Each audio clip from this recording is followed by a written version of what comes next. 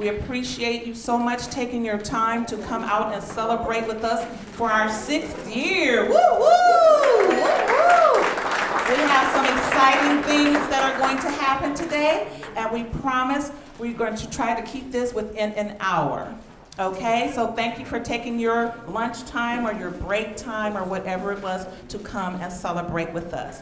We are first going to start with the invocation by Mr. Joseph M. Rice.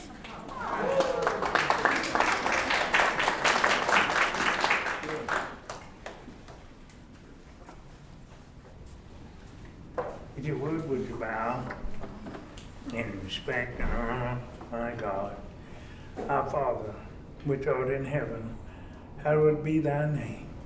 We come today with thanksgiving in our hearts, reminiscing in the past and looking forward to the future. We thank you for your enablement, and we ask that you would bless the minds and hearts of all of these people, and that this could redound to your glory and honor. In Jesus' name and his shed blood, and the power and the presence of the Holy Spirit. Amen. Amen.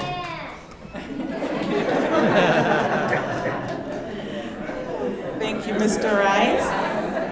So now we will be honored with the Colored Guard, and it's led by Ensign Leah Paston. And if everyone would stand, that would be awesome.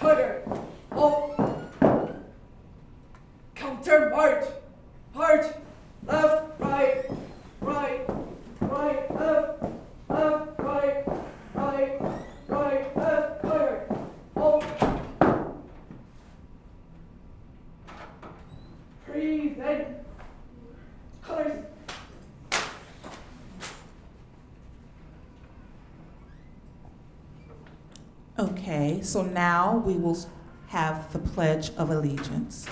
Put your right hand over your heart. Ready, begin. I pledge of allegiance to the flag of the United States of America and to the republic for which it stands, one nation, under God, indivisible, with liberty and justice for all. And if you would remain standing as we hear a rendition by Miss Paula of the Star-Spangled Banner. Oh, say, can you see by the dawn's early light what so proudly we hailed at the twilight's last gleaming, whose bright stripes and bright stars through the perilous fight o'er the ramparts we watched were so gallantly streaming, and the rocket's red glare, the bombs bursting in air, gave proof through the night that our flag was still there.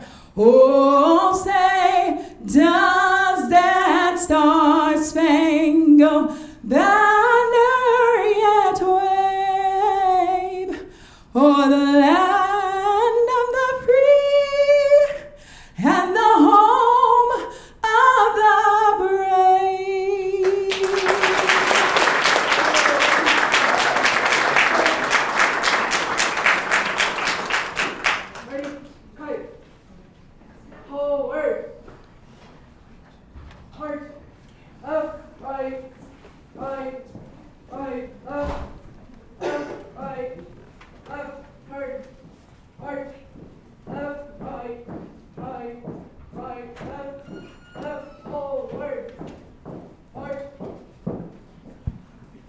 could give them another hand.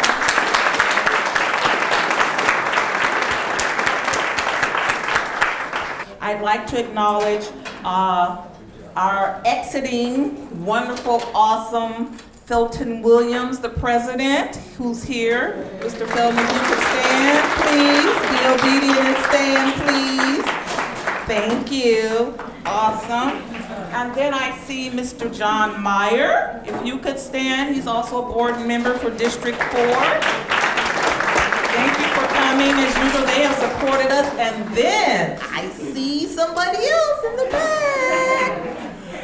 Mr. Chris Steinhauser, our superintendent.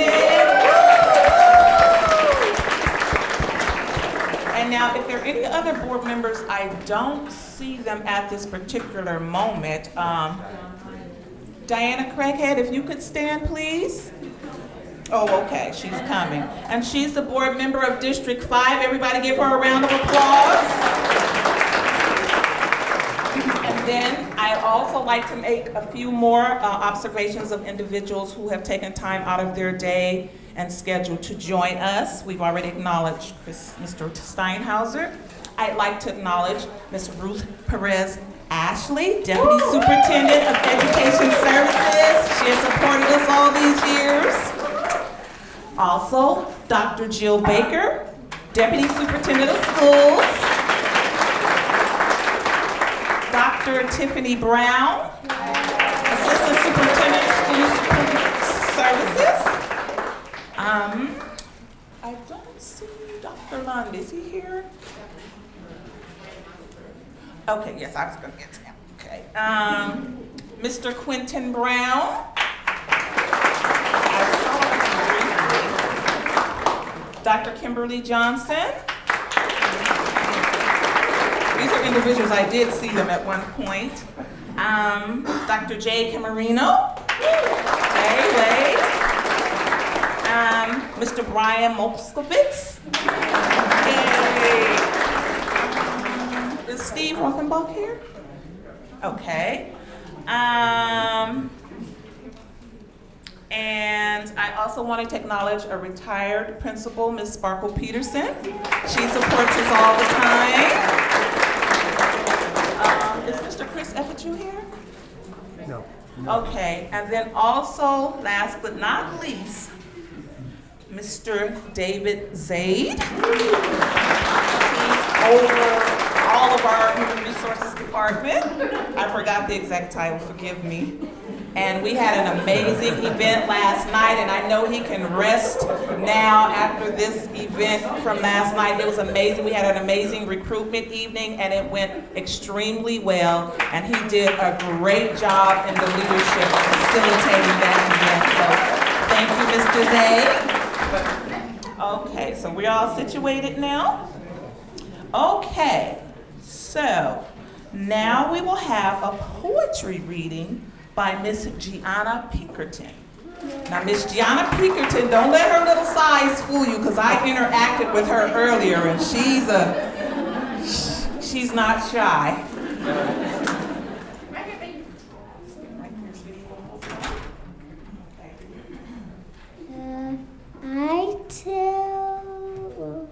I too sing America. I am the darker brother. They send me to eat in the kitchen when company comes, but I laugh and eat well and grow strong. Tomorrow I'll be at that table when company comes. Nobody'll dare say to me, eat in the kitchen. Besides, they'll see how beautiful I am and be ashamed. I too am America. Tell everyone how old you are. My name is Gianna. I'm 7 years old. Yeah, let's give her a warm round of applause. Thank you so much, Gianna. That was awesome. Did you have anything else you wanted to present to us? That's her mom, so she knows best. Thank you so much.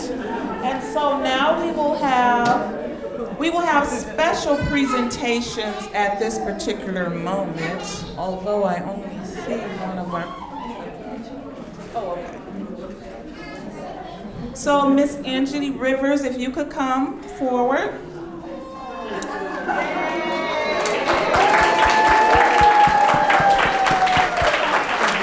Dr. Felton Williams.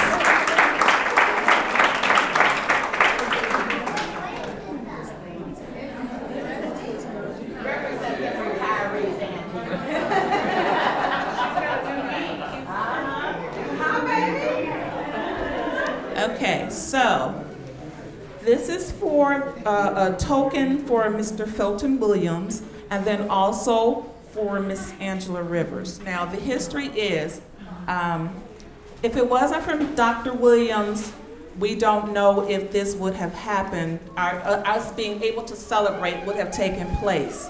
Our founder, who I just saw, Ms. Diane Neely Riles, she had a vision and she went to Dr. Williams with it, and Dr. Williams said, yes, let's do it. He asked us how we would like to have it done, and he supported us, and he told us what was appropriate and what was not appropriate. And so he's just been so supportive these past 6 years, and he will be retiring. And we will miss him and his support, and hopefully he won't forget about us. But we wanted to acknowledge you, the committee, and let you know how much we appreciate you and all of your support and your guidance and just always just being so down to earth. So thank you so much.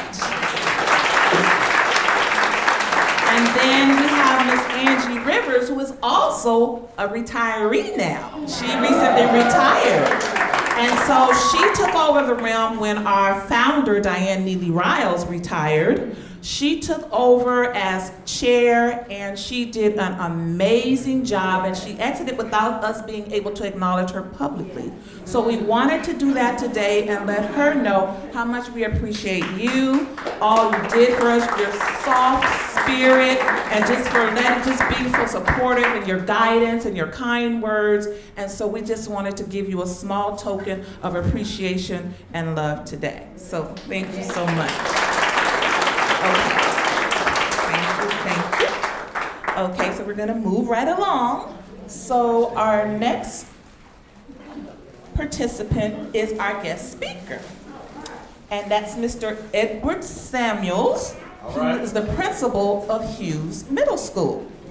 Now, we know that he has another title, and we know those with that particular title, they can be very long-winded. So, he was given a time frame. And so I don't want to be so like, for our culture at homegoing services, we call funerals homegoing services. So at our church, when we have homegoing celebrations, and when it comes to remarks, you know how people, they start popping up and there's no time, and everybody start thinking about things they need to say. And so we have on the program 2 minutes each. And some of them, they will disrespect what's in the program. So when at our church, the ministers that officiate the service, they will say before the remarks come up, they say, okay, your remarks are 2 minutes each. Now, when your 2 minutes is over, if you have not taken your seat, I will stand up, and that means that your time is up. So we don't want to stand up on you. You guys won't leave me by myself, you'll all stand up, right? Okay, let us give him a warm welcome.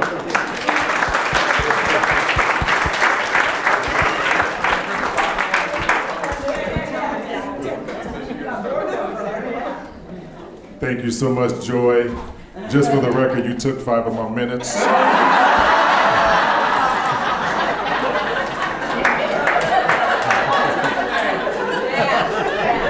But I am obedient. I was given 20 minutes, but I'm going to be, well, I always say I should not lie to people, because that is a problem that preachers have, especially in the Black Baptist Church. So I'm not going to say I'm not going to be long, but I will stay within the time frame. How's that?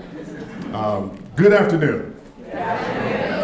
For those who don't know, I'm Edward Samuels, and Yes, I am the proud principal of Hughes Middle School here in Long Beach. I am extremely honored and extremely nervous to stand before you in this afternoon.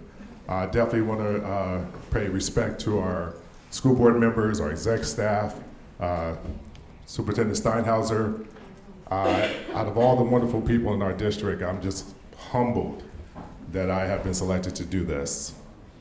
100 years ago, there was a movement that served as a turning point in Black cultural history, and that was the Harlem Renaissance. And in order to truly understand the significance of the Harlem Renaissance, we must be reminded that a little bit over 50 years prior to the Harlem Renaissance, African Americans were considered property in this country. It wasn't until 1863 when Abraham Lincoln issued the Emancipation Proclamation that blacks were declared free. But unfortunately, it was just a declaration because there were many who were still enslaved. There were slave masters who were not willing to allow their slaves to go free, especially in the deep pockets of the South. It took 2.5 years from Lincoln's proclamation for slaves to become truly free. Federal troops entered Galveston, Texas to take control of the state and to enforce the Emancipation Proclamation. Union General Gordon Granger read General Orders Number 3, which declared in part, "The people of Texas are informed that in accordance with a proclamation from the Executive of the United States, all slaves are free." It was at that moment that the last group of slaves finally got the word that they were indeed free. That date was June 19th, 1865. This date has become known as Juneteenth. Many African Americans still celebrate this pivotal event in our history. Imagine the life of a newly freed black person during that time. Were their former slave masters willing to sit down and offer them jobs with fair wages? Were they able to go to different places in the region and to tell people, I know a few days earlier I was considered an object, but now I'm considered a human. Will you hire me?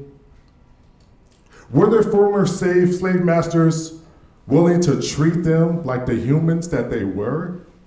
Or were they angry that they were forced to set them free? The truth is that some slave masters were defiant and they refused to let their slaves go. Some kept them for another harvest. Some did not want to tell them, and some even resorted to violence. Former slave Susan Merritt recalled, now I'm gonna give you the clean version of this. Lots of Negroes were killed after freedom, bushwhacked, shot down while they were trying to get away. You can see lots of Negroes hanging from trees in Sabine Bottom right after freedom. In one extreme case, according to Hayes Turner, a former slave named Caddy Darling continued working for her mistress another 6 years. And Darling said, she whipped me after the war just like she did before. Life for a newly freed slave was hard. Things didn't change, mindsets didn't change. What was going on inside of human beings stayed the same. Black people had to deal with racism on a level that we cannot even comprehend in 2020. Those in the South, they had to endure Jim Crow laws. Plessy versus Ferguson, separate but equal. Lynching and arson from the Ku Klux Klan. This was the era that African Americans were living in, particularly in the Deep South before the Harlem Renaissance. It ultimately led to what's known as the Great Depression, Great Migration. And many African Americans moved north for better opportunities and to escape the oppression that they experienced in the South. But even in the North, racism and prejudice was still prevalent. African Americans still were not afforded many opportunities. They were given jobs in industry, but when it came to the arts and literature and music, they were not provided those opportunities. And then the portrayal of images of African Americans in the media was less than flattering. And stereotypes prevailed. With movies like The Birth of a Nation, that according to author Dick Lear, portrayed the emancipated slaves as heathens, as unworthy of being free, as uncivilized, as primarily concerned with passing laws so they could marry white women and prey on them. Or the way that they were portrayed in the minstrel shows, where white performers wore the blackface and portrayed blacks as lazy, illiterate, and simple-minded.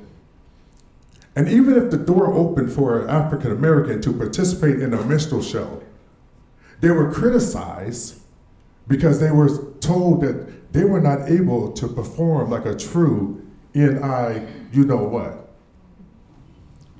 And then those who were able to perform, they had to act out the heartbreaking stereotypes, such as the two real coons, played by Burt Williams and George Walker.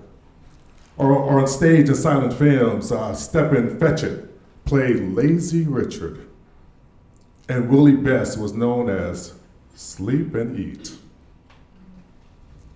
When you take all of this under consideration, I believe we can have a greater appreciation for the Harlem Renaissance.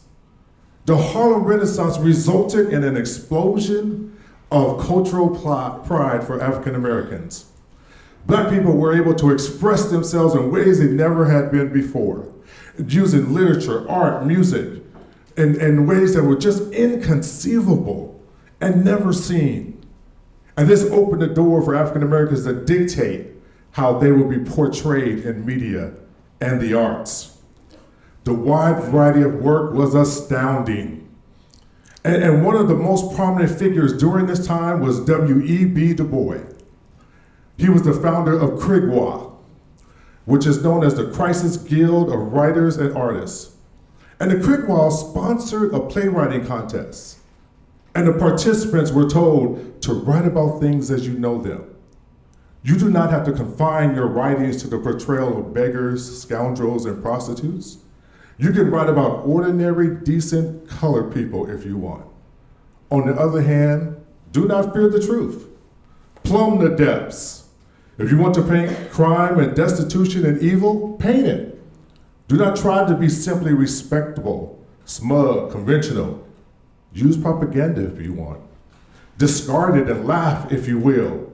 But be true, be sincere, be thorough, and do a beautiful job. And this, in essence, characterized the approach that poets, authors, artists, musicians, that they all took during this era. Plays were being written by black playwrights that allowed audiences to see portrayal of black people in a film on stage that they had never seen before. Yes, some portrayals were what we would deem as negative. But there were, for the first time, portrayals that were very positive during the Harlem Renaissance. Oscar Micheaux formed his own movie production company, and in 1919 became the first African American to make a film. In his motion pictures, he moved away from the Negro stereotypes being portrayed in film at the time. He portrayed African Americans as assertive, articulate, sophisticated, and intelligent. Individuals that were doing things that were positive and productive. Oscar Micheaux became the first African American to produce a film that was shown in white theaters. This was a turning point in the industry. And for the first time, people had the opportunity to see a black person in a positive light. In addition, the doors of opportunity began to open for African Americans in the industry. The Harlem Renaissance gave black actors opportunities for stage work that had previously been withheld.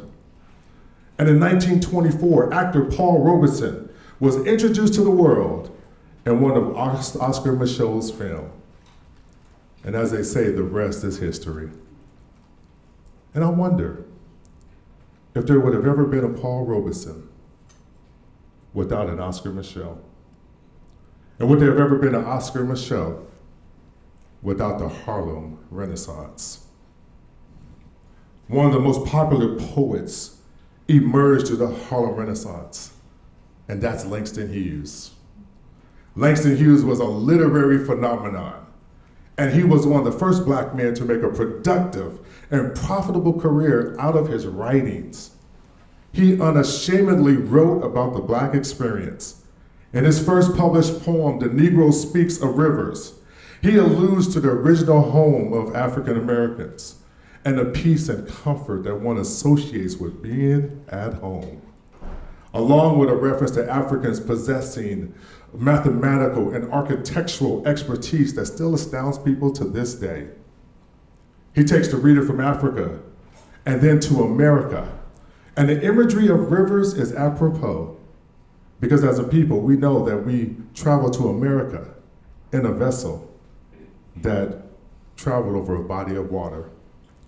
And then he continues his poem with a reference to slavery in America. But in the same sentence, he comes back and he references the abolishment of slavery.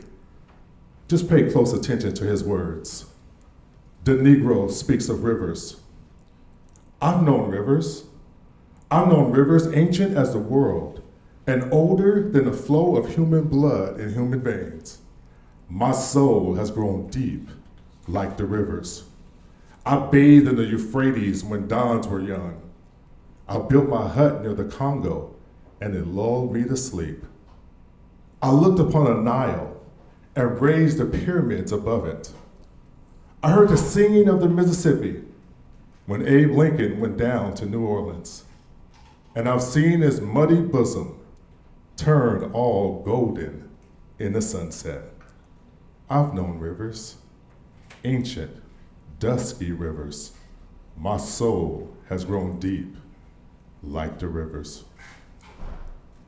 Another one of Langston Hughes' works that's very popular is the poem titled Mother to Son. Well, son, I tell you, life for me ain't been no crystal stair. It had tacks in it, and splinters, and boards torn up, and places with no carpet on the floor, bare. But all the time, eyes have been climbing on, and reaching landings, and turning corners, and sometimes going in the dark, where there ain't been no light. So boy, don't you turn back.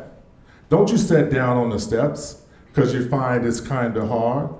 Don't you fall now, for ice is still going, honey. Ice is still climbing, and life for me ain't been no crystal stair.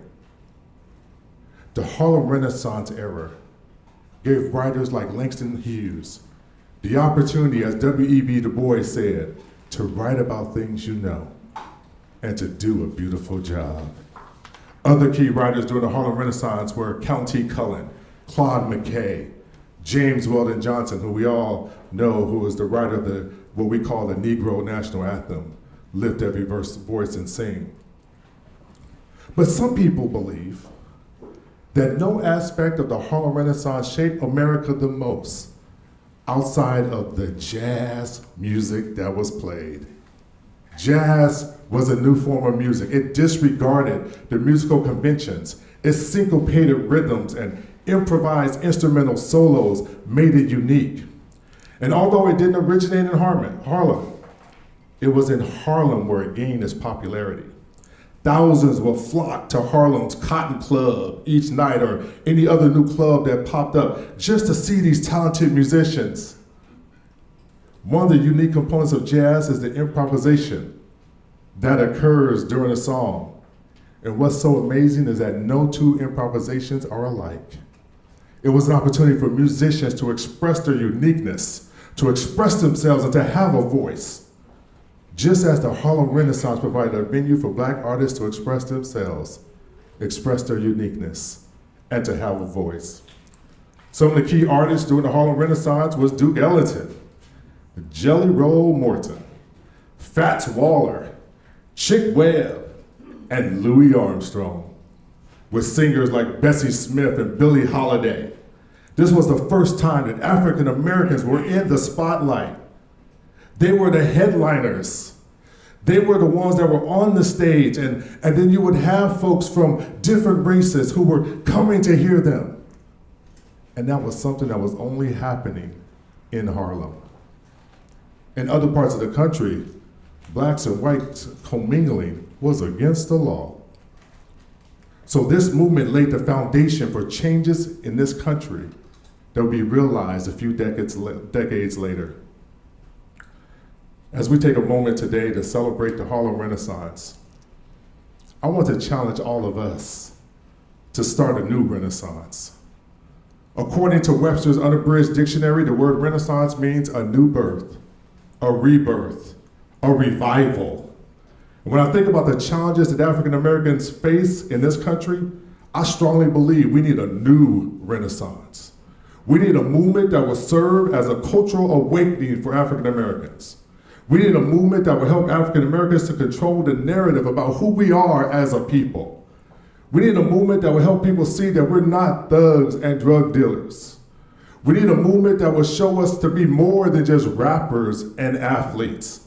We need a movement that will portray African Americans as sophisticated, intelligent human beings. We need a new Renaissance. The stereotypes, yes, they still exist, but they're just housed within the unconscious biases that all of us possess. And sometimes they show up subtly, but then as we know, sometimes they come out quite conspicuously. Many of us have seen the videos of a black person being pulled over by a police officer, only to be shocked that that person will end up getting beaten, and in some cases, killed. And some of us in this room have had that experience of being pulled over, and as the young folks say, a DWB, driving while black. Could it be that some officers have an unconscious bias toward African Americans? We need to change the narrative. I personally don't like the feeling of anxiety and nervousness that comes upon me when I'm driving and a police officer pulls up behind me and I'm following the speed limit. We need a new Renaissance. We have educators who allow their unconscious biases to affect how they treat students in their classroom. We all know the data. We're in education. We know that there's an achievement gap. We know that we have a disproportionate number of African American students who are being suspended or placed in special ed because they got just a little too much energy. We need a rebirth. We need a new Renaissance. When you're in a public establishment and you notice that all eyes are on you, it creates a feeling of discomfort and distrust. But that's because of how we're being portrayed in media. That's because we're being portrayed as somebody that's going to steal. So what are we gonna do to invoke a new Renaissance in Long Beach? What are we gonna do to make Long Beach a totally different place like Harlem was? You see, we have a responsibility. And if you're African American, you have a very important role to play in our rebirth as a people. When I look at the photos and videos from the Harlem Renaissance, I am so impressed by the way the people then dressed. They were dressed to impress. Their hair was always in place. They didn't have pants down to their ankles. They didn't have skirts up to their belly buttons. They didn't have rollers on. They did not have wave caps on. They presented themselves like they were going to church every single day. And it's our responsibility to teach our children. I got a 21-year-old and my wife and I are trying to help him understand. If you're gonna drive in Long Beach, you don't need to wear a white t-shirt and put on a wave cap or a hoodie because you will create some negative attention that's going to come your way. You're gonna perpetuate the stereotype. We need to get back to having pride in how we look. We need a new Renaissance. We need a revival that will cause us to recognize and celebrate all that's wonderful as Black Americans. We need to have an explosion here in Long Beach, California, similar to Harlem, that will cause us to uplift our race. Listen, it's not the politician's job, and there's not going to be another W.E.B. Du Bois, because see, it starts with me. It starts with you. We all have an opportunity to influence the people in our circle. How many of us have kids or grandkids that we can talk to? And how many of those kids know the name of 2 black inventors? How many know about the Black Wall Street? How many of them can sing the verses of Lift Every Voice and Sing? See, that's my responsibility. That's your responsibility. You can set a spark, I can set a spark. You can light a fire, I can light a fire. And those sparks and those fires can come together and we will have an explosion right here in Long Beach. We need a new renaissance. And I wish I had a witness to somebody that believes that we need a renaissance. Our kids depend on us. I'm sorry, I felt like I was at church.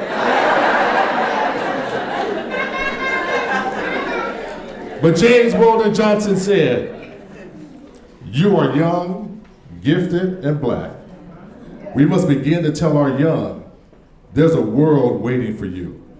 Yours is a quest that's just begun." What role are you going to play in our new renaissance? Thank you.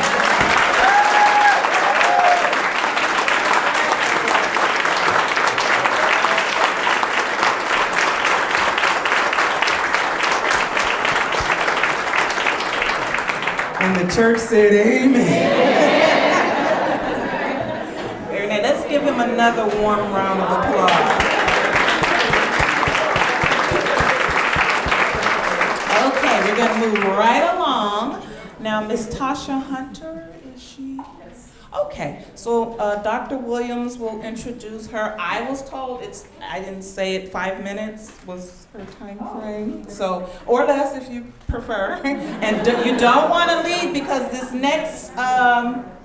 this next musical selection is going to be very special, so you want to stay for that. So, yay, Tasha. I want to introduce Tasha. Tasha is my partner in crime. We are newly elected president. I'm president of the African American Cultural Center here in Long Beach, and Tasha was elected as the vice president of the African American Cultural Center. As my good friend Ed was saying, we are about to build a new renaissance in Long Beach. I'm going to let Tasha just talk about that a little bit. Okay. Thank you, Dr. Williams. So since I have 5 minutes instead of 2, I'll say, this is beautiful. Inside the program, it says that I'm a community member. Yes, I am that, but I'm also the mother of Long Beach Unified School District students. I have an adult daughter, my other son who's in high school, Long Beach Unified, and 2 Hughes students. So that, Mr. Samuels is an amazing principal, but there's so many people that I see in this room, that I know in this room. I was a substitute teacher up until last month. I got purged from the system after 15 years, but we gonna fix that. Where's Miss Denise? No. My very first assignment was at Sparkle Peterson School, and this was 2005, and I had a cell phone. It was a flip phone. I looked to see the time. I was on the playground. She said, "Get off your phone." I said, "I'm checking the time." And she said, "Then get a watch." I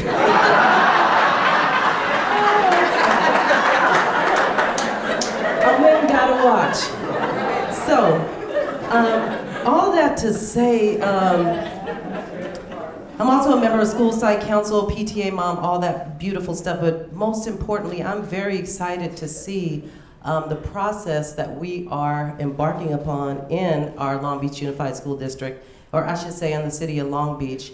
I was able to go and speak with our coalition of involved African American parents. Thank you, Dr. Kimberly Johnson. The first time she said, "We have a full agenda, how many minutes do you need?" And I was like, "Just give me 7.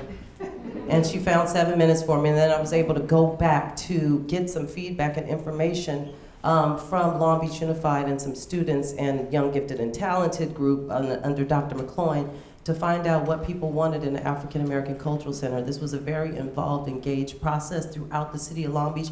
The report just came up. It's on the city's website. Very proud of that work and thankful for the students and the parents in Unified that helped us with that. But as we are building this organization, people say, oh, we have a cultural center? Not yet. And I use a very strong yet because it will be there soon. We're building that foundation. We have a board of directors and Dr. Williams and Sharon McLucas, who has a very memorable exhibit called Forgotten Images, said we need a logo. How can we move forward without a logo? And so we came up with this brilliant idea to go into Unified. Dr. Williams linked me with Miss Christine Whip. Is Christine in here by chance?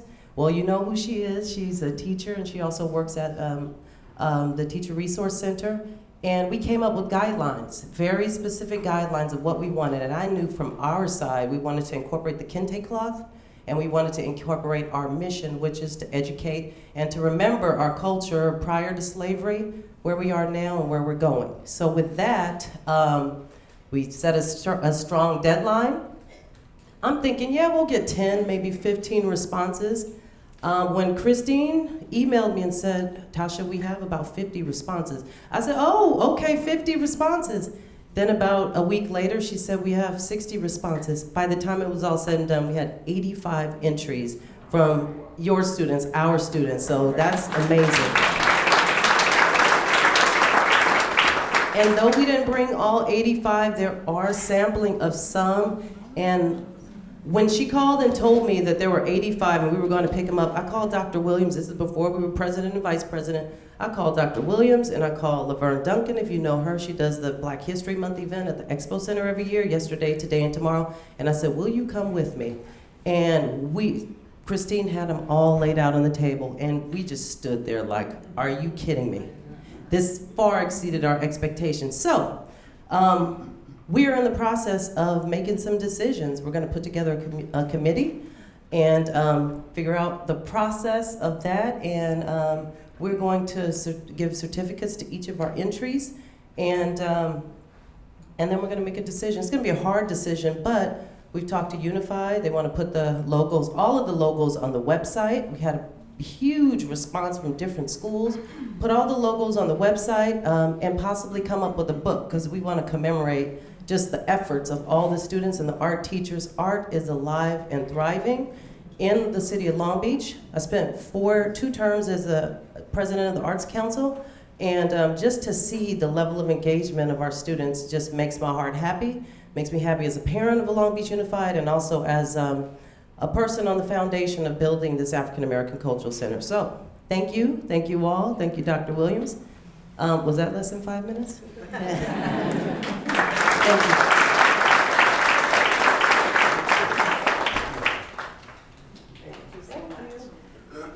And if Mr. Chris Steinhauser could come up, he wasn't here when we were giving our presentations earlier. Yay, Chris! Chris is also retiring, and we're gonna miss him. And so we wanted to just give you a small token for always being so supportive and the wonderful smile that you always give us when you're walking through the hallway, and just being an awesome individual, and for the guidance that you have provided the district-wide all these years. And we wish you relaxation and rest and just do whatever you feel like doing, as long as it's legal. Thank you. And also, there's a cake in the back for all of our retirees as well. You can look at it, have a slice. Visual consumption is good. Physical consumption is good. Whatever makes you happy. And thank you, Ms. Dr. Kelly, for attending. We appreciate you being here. What's wrong? Anyway, so without further ado, we have a surprise. Let's give him a warm round. Thank you. First and foremost, I want to say that when I went to Chris and I said to Chris, can we hold this event in the district? He said, not a problem. And when I asked him for money to help with it, He said, not a problem. So Chris, thank you very much. I also want to say to my good friend Ed, fantastic job, Ed. Great job. Great job. Last year when Paula sang, I commended Paula on the song she sang, and I think I said something like, you know, Paula, I'd love to sing a duet with you. And that was last year. So when she called me the other day and said, Dr. Williams, will you be willing to sing? And my response was, no. But she reminded me of what I said last year. So I couldn't turn her down, of course. But the song that I'm choosing to sing is a song about hope. It's about aspirations, and even though it has a love theme to it, it really talks about what a difference a day makes. And in the lives of so many people back then, it was always about the next day, always about hope, always about aspirations, always about struggle. So hence this song. So Paula, since she asked me to sing, and I'm going to have her come up and help me just in case I stumble. Paula?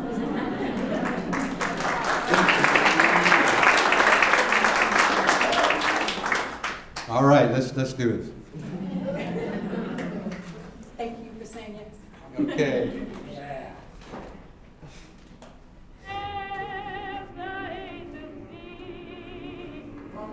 That's not it.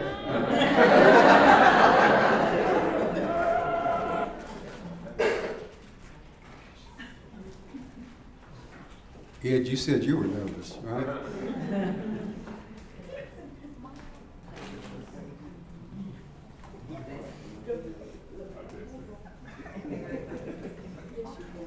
Some of you may have heard me sing this song before at the NAACP event.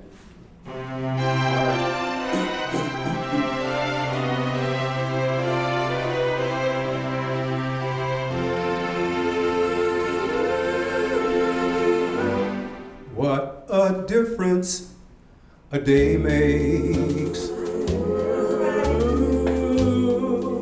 24 little hours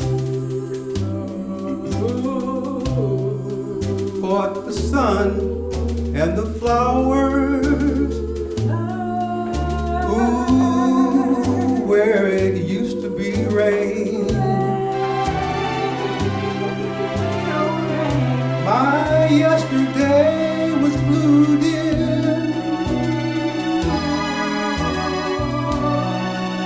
Today I'm a part of you, dear. My lonely nights are through, dear. Since you said you were mine, Lord, what a difference a day makes.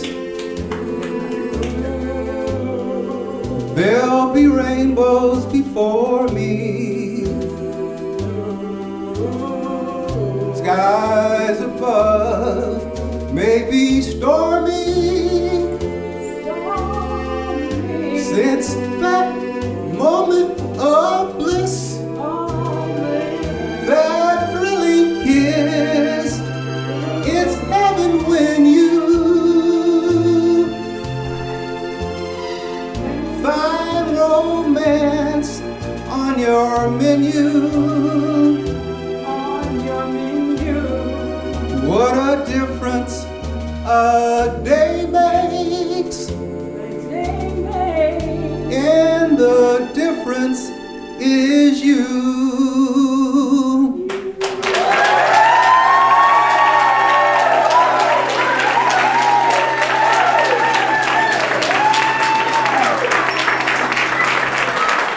Thank you all very much. Thank you. Come on, we can do better than that. Sing along now. Yes, yes, yes, yes.